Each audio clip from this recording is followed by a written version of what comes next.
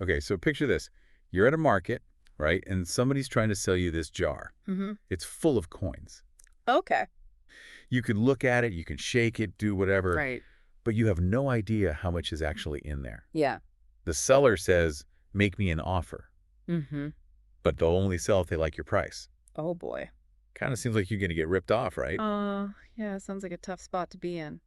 That's basically the problem of adverse selection that Agustin Lebron talks about in his book, The Laws of Trading. It's a great book. Really gets you thinking. And that's what we're going to get into in this deep dive, how this Yeah. idea of trading, it's not just for Wall Street, it connects to decisions we make every day. Oh, absolutely. From buying a house to picking a job, even relationships have this kind of dynamic. So let's go back to that coin jar, break that down a bit more. Well, LeBron uses that to show you the problem when one person knows way more than the other. Yeah, like in that situation, the seller, Yeah. they know exactly what that jar's worth. Exactly, and you're left guessing, so you either overpay or you walk away thinking it was too much. And later you find out it was a steal. Happens all the time. And it's not just coins, right?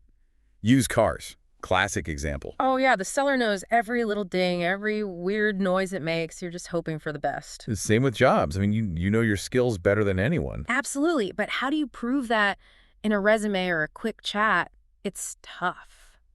So what's the solution? LeBron says become a specialist. He's big on that. Become an expert in your market, whatever that is. So like if it's jobs, don't try to be good at everything. Nope. Kick one thing, learn it inside and out. That's where you'll shine. Then you have the advantage. You know more about that than the people hiring. You become the one they need, not the other way around. Like the more you learn, the more you realize what you don't know. Yeah. But at least you've narrowed it down. Makes a huge difference. Now, LeBron also talks a lot about why people get into trading in the first place, and he's not always impressed. He says a lot of folks, they're in it for the wrong reasons.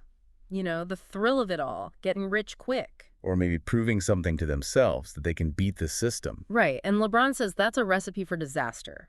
You're letting emotions drive the bus. Instead of thinking clearly about what you're good at and how that matches up with the market. It's like any big purchase, a house, a car, gotta know your needs before you even start looking.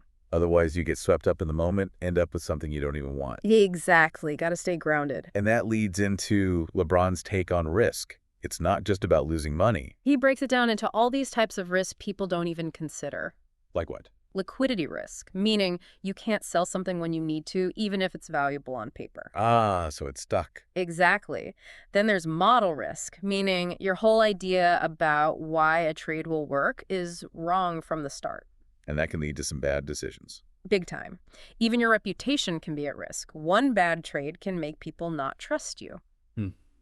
He's got this example in the book, short selling PTT stock in Thailand. Sounds exotic. It was, but it's more to show all the hidden risks. Like what? Currency risk. The Thai baht could move against you, wiping out profits. Oh, I hadn't thought of that. Then there's just general market risk. Thailand could have a recession, doesn't matter how good that one company is. True. And even the person lending you the shares to short, they can demand them back at any time, forcing you to buy at a loss. Wow, so many things to consider. We all take risks, but LeBron's point is, do we really think through all the ways it could go wrong? It's like that gym membership with the ironclad contract. Seems like a good idea until you get hurt. Then you're paying for nothing. Exactly. LeBron really wants you to think bigger about risk. Speaking of things we might not think about enough, LeBron talks a lot about liquidity. Yeah, he defines it as how easily you can trade something without the price changing too much. Sounds kind of technical. It is, but it affects everything. Let me give you some examples. Selling a house takes forever. Finding a buyer, the paperwork, huge pain. Compared to just buying a brand new car off the lot, done in an afternoon. So the new car is more liquid, easier to trade. Exactly, but here's a weird one. Amazon is huge EE because they increased liquidity. How so? They made it easy to sell all these niche products, connected buyers and sellers like never before. Ah, so more people trading means more liquidity. You got it. Now, LeBron also gets into this idea of edge, what gives you an advantage in trading, and he's not a fan of secret formulas. He says the edge is the story you tell yourself about why a trade will work. A story. Sounds a bit touchy-feely for finance. But it can't just be wishful thinking. It's got to be based on something real, data, logic. So you got to convince yourself, but with facts, not just hopes. Exactly. And that story, it's got to be testable. Can you prove it right or wrong? It's like your personal investment thesis. If you can't explain WH-wise something's going to go up in value, maybe it's a bad idea. That's LeBron in a nutshell. This whole story idea, it makes me think of models, like those mental maps we build of how things work. LeBron says we all do that, whether we realize it or not. It's how we make decisions about everything. Driving, cooking, even picking a partner, it's all based on some model in our heads. In trading, those models can be fancy math or just simple rules. What matters is, do they capture something true about the market? Not just some random pattern that happened by chance. He's got this funny story. He was working on a trade in Taiwan, thought he had this amazing system. Yeah. Turns out he just tried so many variations. Something was bound to work just statistically. So he was fooling himself. Big time. It's a warning about confirmation bias, seeing what you want to see in the data. We all do that. LeBron wants you to be aware of it. Now, along with these mental models, there's the real-world costs of trading. And LeBron, he doesn't just mean the fees you pay. He's talking about the invisible costs. Like what? Your time, all those hours researching, that's time you could be doing something else.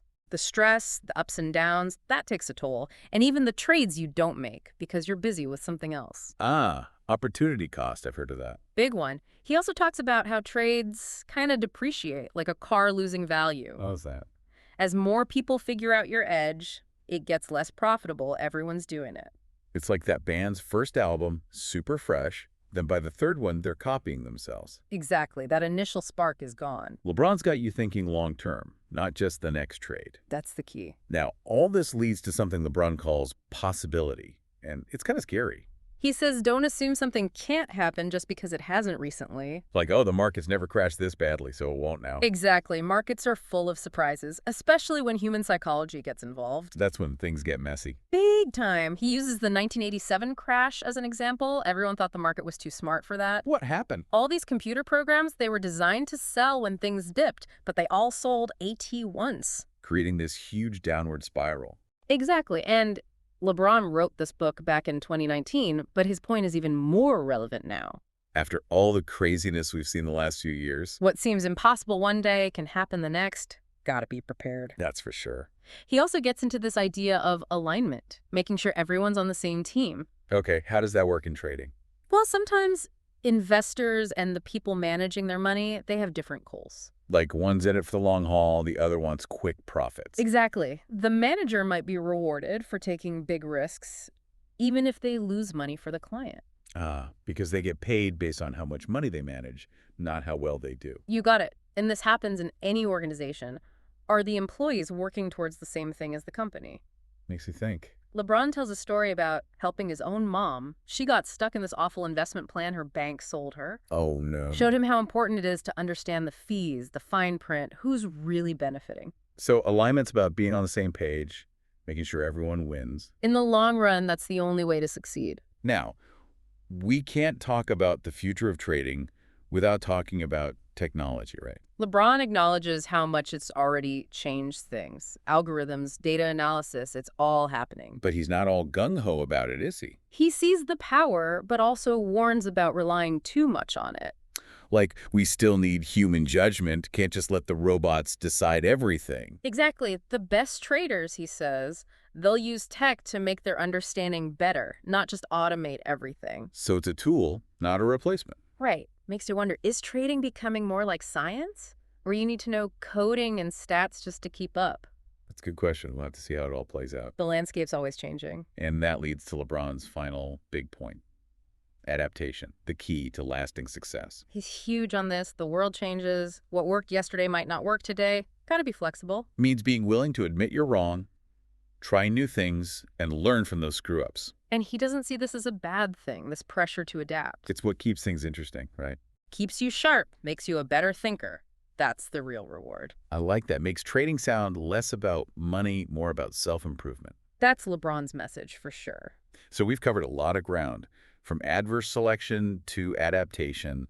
Lots to think about. Definitely a lot to unpack. As we go into the next part of this deep dive, what really stood out to you? Well, I think, so Welcome back. Before we jump into more of LeBron's ideas, you mentioned something earlier Yeah. about how these trading ideas, they apply to life in general. Right, right. It's not just for Wall Street guys. And that's really important. LeBron's not just writing a how to trade book. He's talking about decisions. Absolutely. It's like recognizing patterns in how people behave, whether it's stocks or picking a house. Exactly. So to show that, let's look at some stories from LeBron's own trading career. I always like those. Brings it down to earth. One that stuck with me, this trade with a South African mining company. The company was about to go ex-dividend, meaning if you buy the stock after a certain date, you don't get that dividend payment. So like a deadline. Exactly.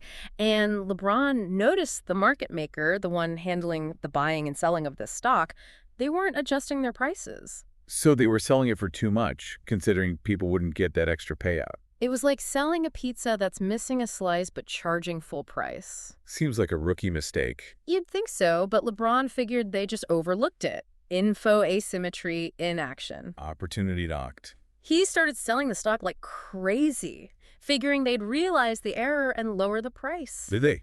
They shut down their whole trading system. Panicking? Probably. But they didn't fix the price. When they came back online, it was almost the same. Still hadn't figured it out. LeBron was sure he was right, so he kept selling. They shut down again for even longer this time. Must have been some frantic calls happening. Now, you could say, this is just one dumb market maker, but LeBron's point is bigger. This kind of stuff happens all the time, even with pros.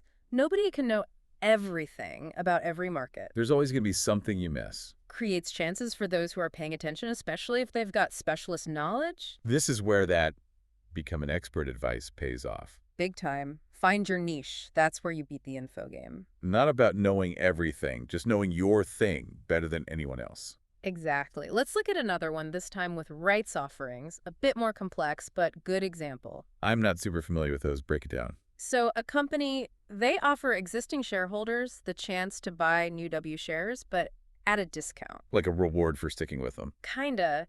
LeBron's colleague was looking at this rights offering for a company in Greece. Okay. Seemed like easy arbitrage, meaning profiting from a price difference. Buy low, sell high, classic. But here's the thing. The official document, it said for one old share, you could buy 2 OBU new ones. Gotcha. But the market was pricing it like you only got 1 new share for each old one. Another mismatch, huh? Bingo. So his colleague starts buying those rights like crazy. Market maker shuts down again. Same story. It must be getting real good at shutting down by now. But the twist is, when they came back, same wrong price. What? They still hadn't figured it out. Makes you wonder his colleague buys even more, now super confident, but then Oh no, what happened? they shut down again, this time for ages. LeBron's buddy's starting to sweat. Makes you second guess everything, right? He goes back over the document, has other people read it, looking for what he missed. Smart move, fresh eyes and all. But everyone agreed the document was clear. 2 new shares for 1 old one, no way around it. So what was the deal? Turns out the market maker was in Greece, and Greek law had some weird quirk, different interpretation of the document. Ah, so it's not just the info, it's understanding the rules of the game, which change depending on where you are. This is LeBron's point exactly. Adverse selection's deeper than just who knows more. It's about knowing the right info. That specialized knowledge is gold. Like, you could have all the data about a company, but if you don't get how things work in that country, you're screwed. Do your homework, basically. Now let's bring this back to everyday life, because I know rights offerings ain't everyone's cup of tea. Good idea. We talked about jobs earlier. How's that an example? LeBron says the job market is adverse selection central. How so? Well, the company hiring, they don't know how good the applicant really is until they've hired them. They're going off resumes, interviews, which can be misleading. Exactly. So they're trying to filter out the duds, but with imperfect tools. And for the job seeker, it's proving you're worth it, but without giving away all your secrets up front. Like a poker game almost. It's especially tough if you're just starting out, no big track record to show off. So what's LeBron's advice? Similar to trading, actually. Lay it on me. 1, specialize, just like we talked about. Become the person for a specific skill. Instead of being okay at a bunch of things. You're the expert. They come to you. That flips the power dynamic. 2, network like crazy. Build those connections in your field. Because those folks have the inside scoop. The jobs that never get posted online. Right. They know what's really going on. Plus, being recommended by someone trusted, that's huge. Get your foot in the door. And 3, Show your skills, don't just tell. Resume's got to be killer, online presence too these days. LinkedIn, personal website, that kind of thing. Employers check that stuff, first impression matters. So even though it's not stocks and bonds, the job hunt has all those same hidden dynamics. Makes you think differently about how you approach it. Now, how about houses?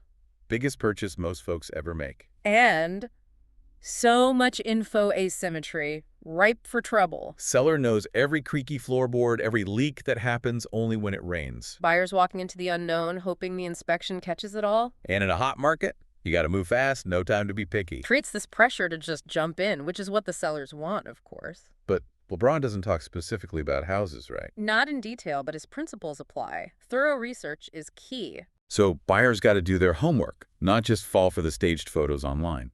Get the inspections, check records, talk to the neighbors. That's the real intel. And for sellers, honesty is the best policy. Got to price realistically. No point shooting for the moon if nobody bites. Otherwise, you're just wasting time. Could have sold it months ago at a fair price.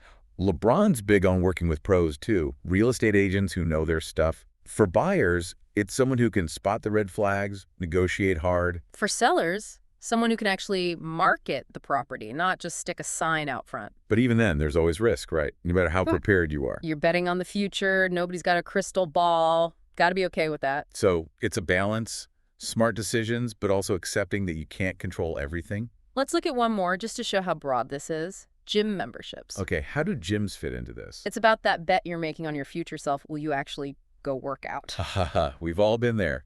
That membership card gathering dust. And the gym, they know this. Statistically, tons of people sign up, never show. Makes you wonder if they price it that way on purpose. It's like those free trials that turn paid if you don't cancel, banking on your laziness. You're thinking, oh, this time I'll stick with it.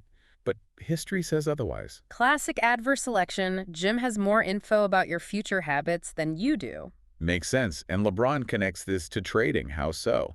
When you make a trade, you're also betting on yourself, that you've got the skills to win. That your edge is real, not just some lucky guess.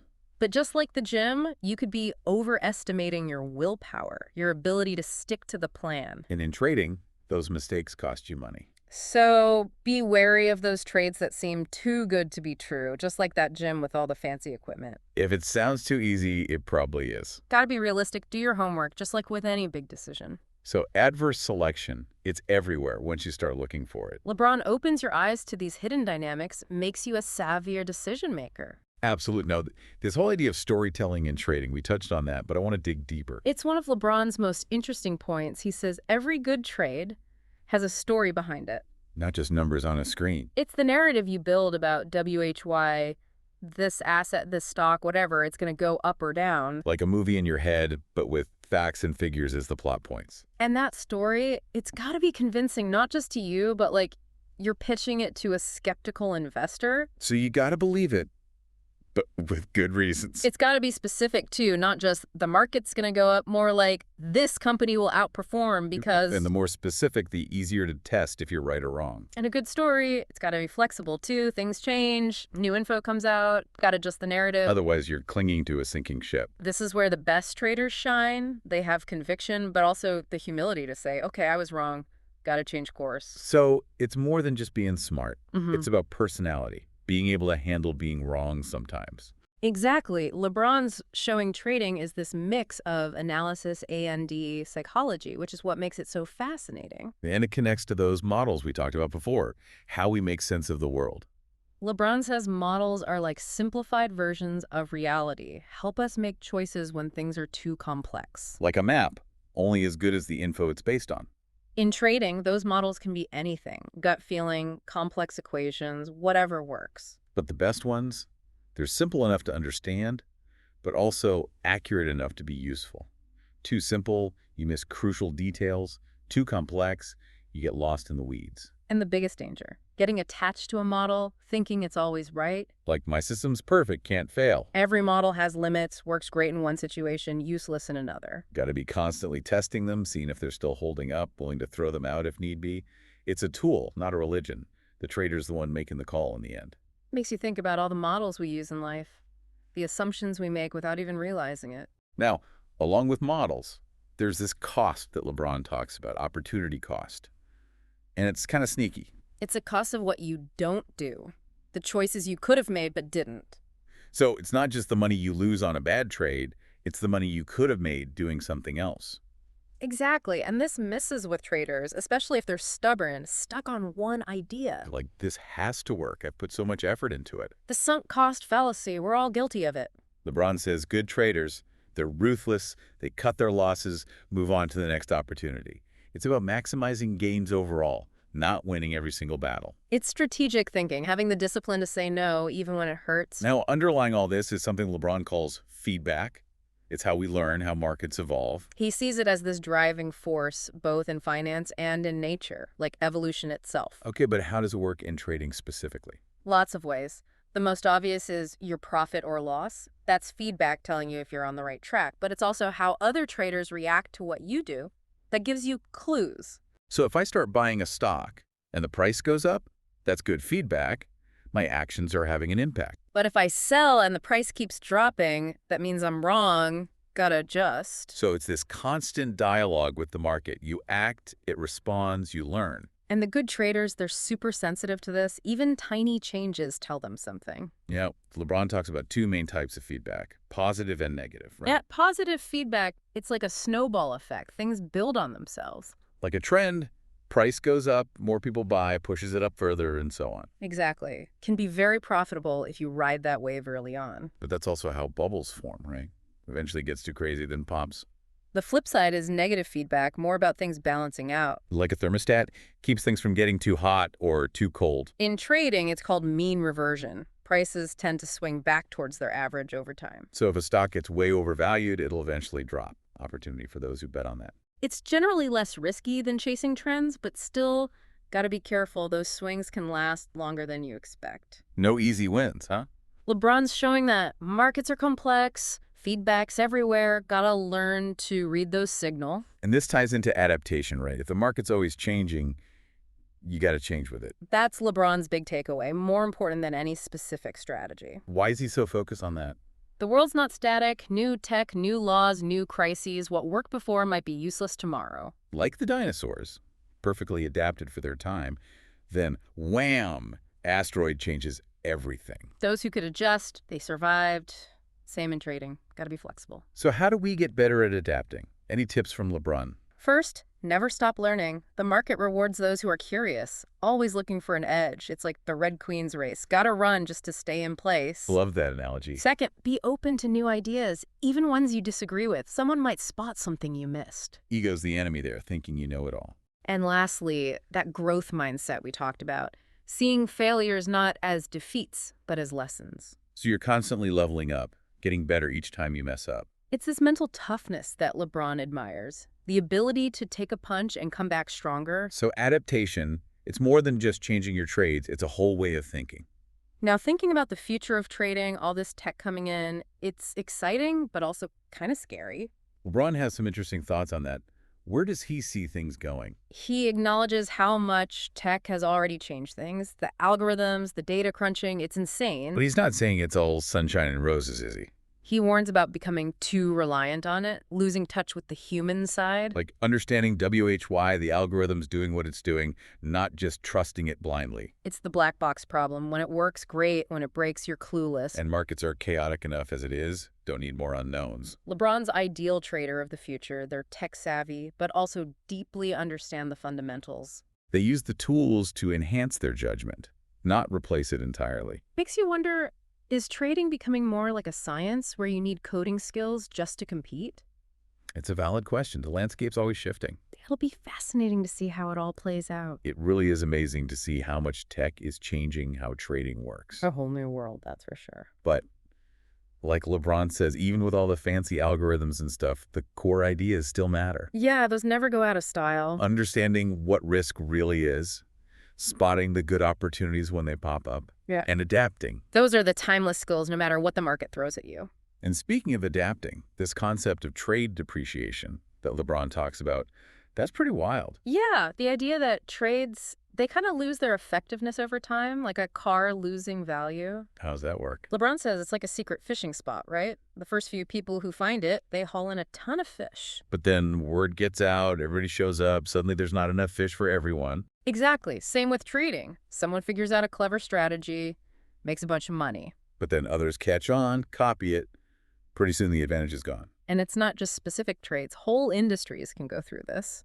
Makes me think of how fashion trends work. What's cool one year is totally lame the next. Lebron uses the example of long-term capital management, LTCM, that hedge fund back in the 90s. Oh yeah, those guys were supposed to be geniuses, right? Bunch of PhDs, even Nobel Prize winners, they built these super complex models to find little edges in the market. And they were killing it for a while. Making a ton of money.